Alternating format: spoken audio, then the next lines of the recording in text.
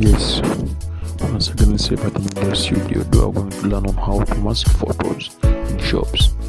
So again, click on Pixellab, seek for the good phone. That's here we got the ratio that we're going to be using. So after clicking the ratio to the shape, give it the color. Yes, after giving the color, I think you have to remember you have to get the background color. Give the shape color. So after selecting the shape, I will provide the color for the shape. So after provide the shape color, I will just make it video screen, center it. Yet after centering the photo, I think go and check in my files on my gallery. The photo I just want to use. This image what I'm going to use the masking photo, the masking image. So again, after masking it, selecting it, I will just provide the transparent background. So just hide the image and remain with the shape. So I'll just save it as a PNG, then I save it as the Ultra.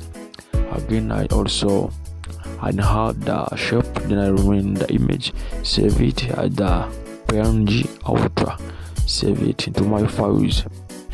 Then after clicking that, I will just bring back the background color. I hide all the photo or the image plus the shape. Then I select again, I import, go file back to my files, I import, then I increase it to 100. After increasing it back to 100, then I go to texture. Again, texture, select the other image I just imported with no background.